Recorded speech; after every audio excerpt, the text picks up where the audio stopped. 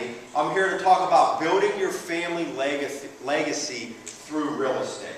This is a very big passion of mine. As you can see, our team is my father and his wife Amy, which I'm going to talk about more in a little bit.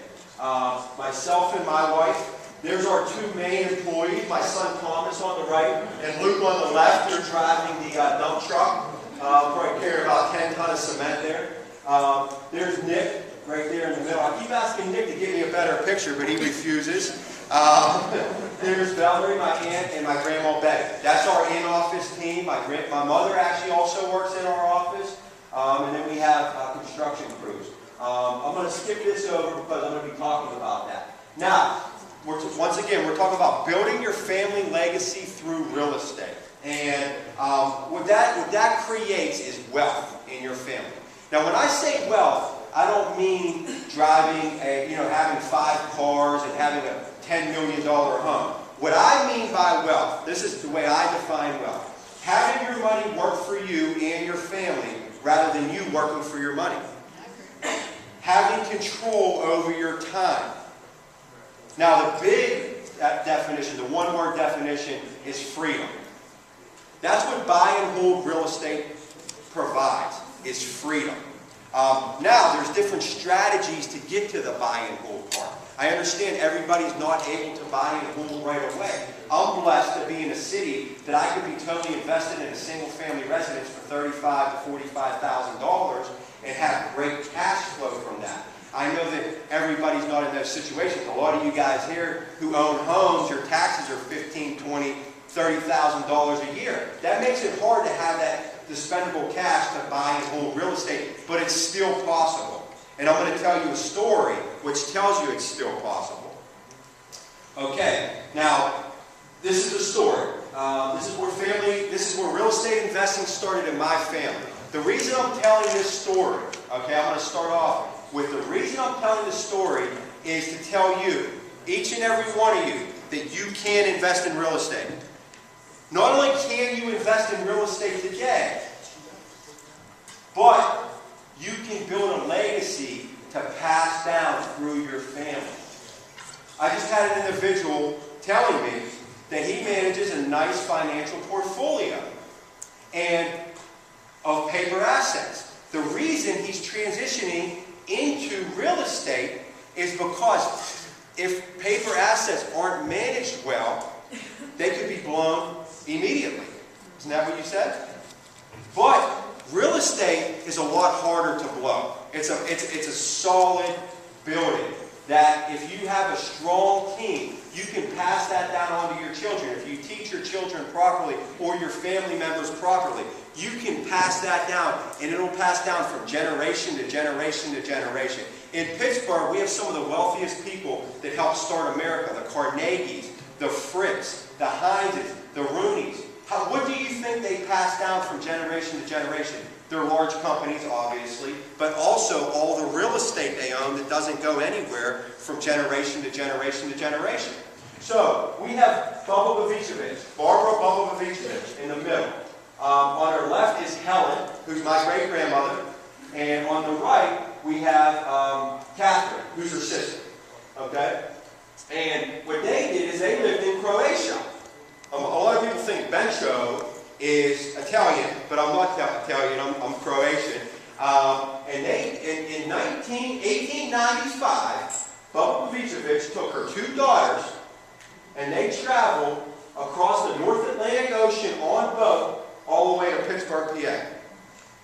Okay? They decided that they wanted a better life for themselves. They wanted to come to the land of opportunity, and they came all the way to the United States of America. They spoke no English, okay? Had no formal education at the time.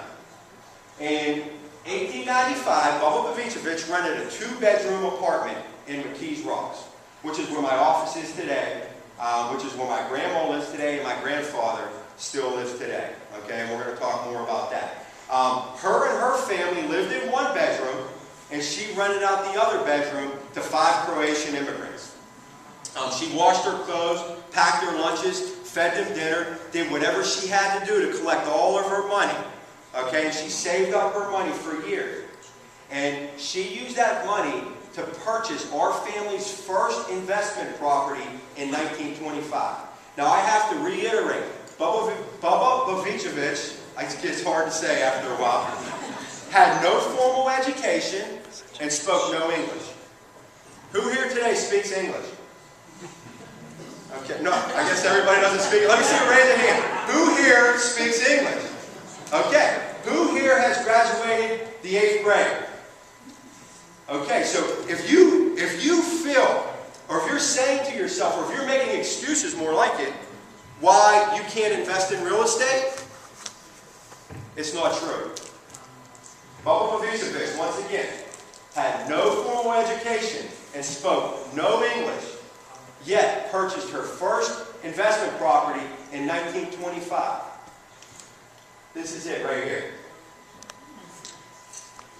My grandfather still lives in this property today. My grandfather still collects rent from this property today. How many years is that? Someone who's good at math. 1925 till today. Anybody? 88. What? 88. 88 years. Okay. She purchased that building for $8,000 in 1925. It had a butcher shop and a 3-lane bowling alley in it. And also, her family lived in there, and she had apartments that she rented out. It got passed down from Bubba to her daughter Helen and into my grandfather George. That's a family legacy. Not just that building, along with other buildings that Bubba Bavicevich acquired over the years, then her mother Helen acquired over the years. Now, my grandfather George has that real estate empire.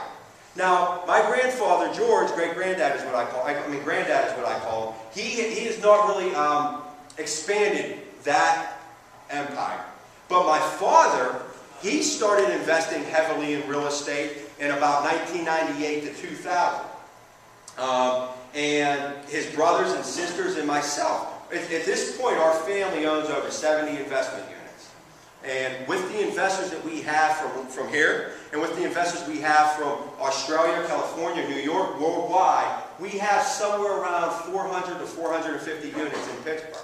So there's a great presence there. But what this has presented and provided for our family is great freedom. It's allowed our family members who at hard times, when my grandmother and grandfather had 8 kids, real estate allowed my aunts and uncles and my father to go to college.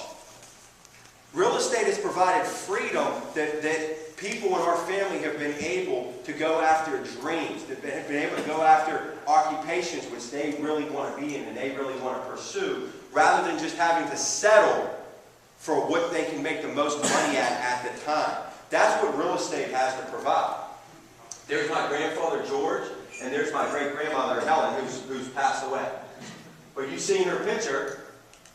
My wife told me I shouldn't use that picture because her wig's crooked. But I love it because it's my best memory. You know, that's how she was at the end of her life, and it's awesome.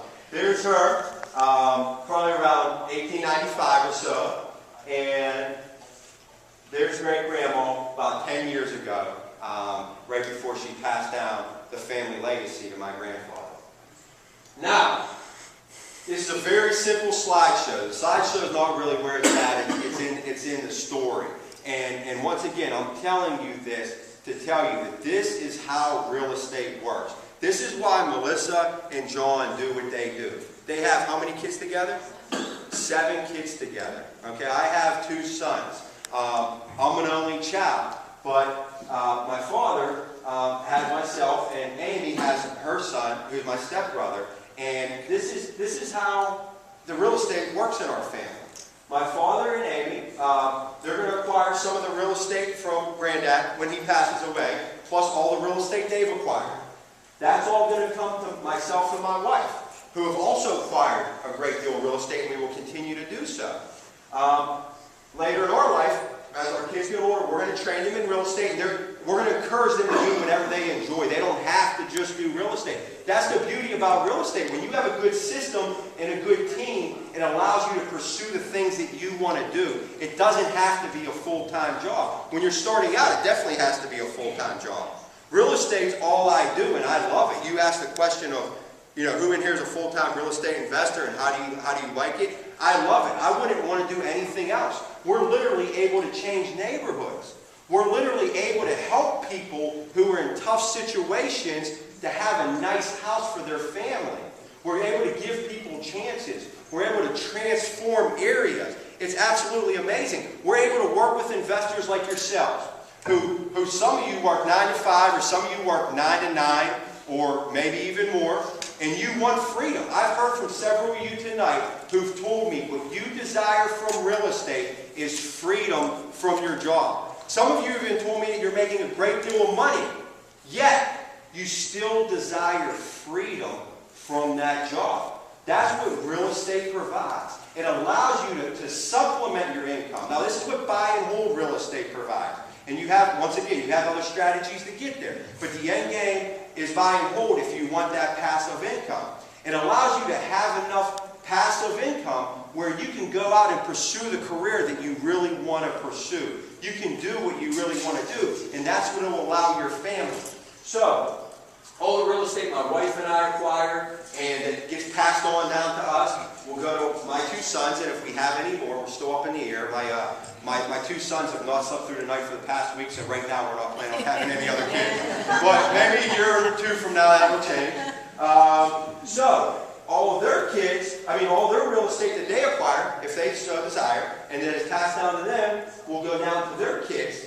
And then as you see, that real estate will pass down to this funny-looking kid, and then it'll go over to the Shrek-looking kid. I thought I'd throw some funny pictures. But as you see, it just keeps going on and on down through the family line. That's wealth. That's wealth. That's something that you can pass on, and you pass on freedom. Once again, wealth is having your money work for you rather than working for your money. Having control over your time. That's how I define wealth. The number one way I define wealth is freedom. Who here desires freedom? Who here owns a buy and hold property? Not your primary residence, a rental property. You're part of 3% of America. If you own a property other than your primary residence, if you own a rental property, you're part of 3% of America. The number one reason for that isn't ability, right? But once again, Bubba Babicevic spoke no English, no formal education, had not a penny to her name, came over from Croatia on a boat, but what she did was she got creative. She used her resources. She rented a 2-bedroom apartment. Her and her family lived in one. She rented out the other. And she collected the money.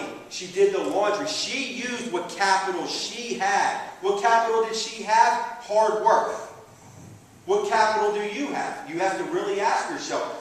Work with Melissa. Work with Chris. They'll help you realize your capital. Give me a call. Call Jack. Call Chris Urso, National Reese. Talk to people. Find out what capital you have.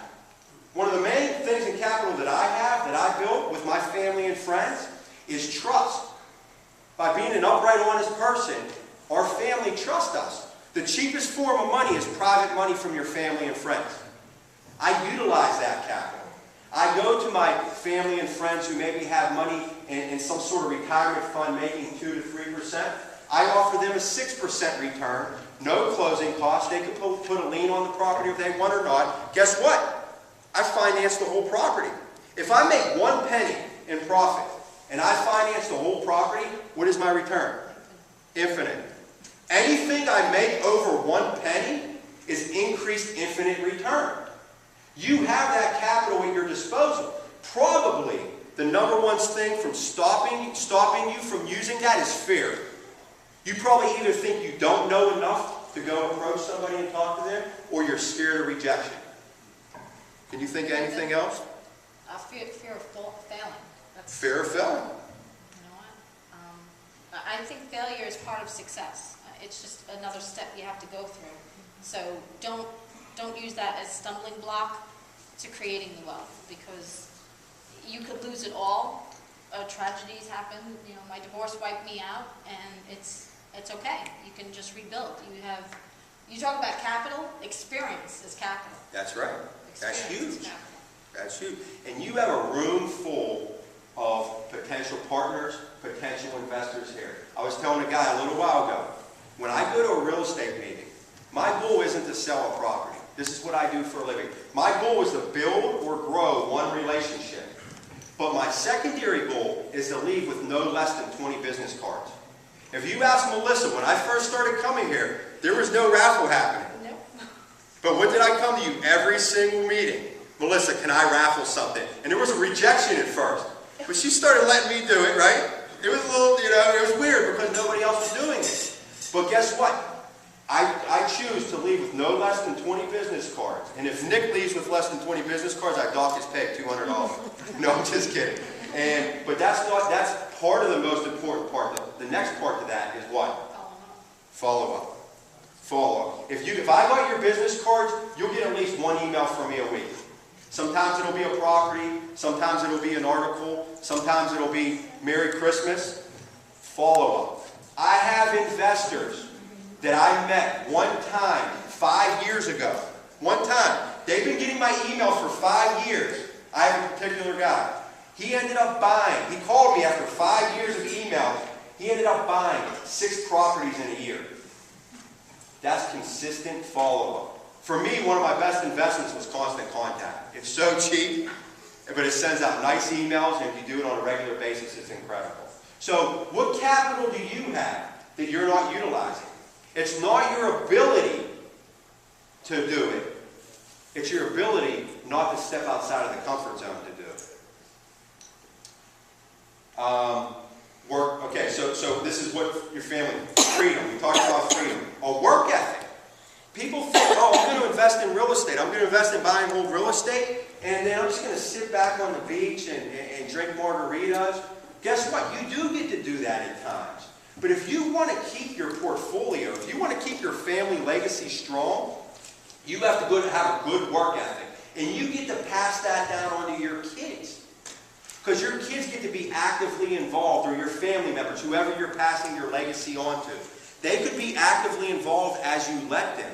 You can teach them. You don't have to go do the maintenance work yourself. I don't do any maintenance work myself. The investors that invest with me don't do any maintenance work. I handle all that. But you still have to do your monthly financial statements, right? Even if you have a property manager, you should be reviewing your rental statements on a monthly basis, very detailed. This is a business. Even if you have somebody you trust, you personally should be reviewing your monthly financial statements yourself. This is your money. You want to look over your money. Then you can teach your kids how to do that. I already, in small ways, I take my son, my 3-year-old, I take him to work jobs. And I let him see what hard work looks like. I want him to have a strong work ethic.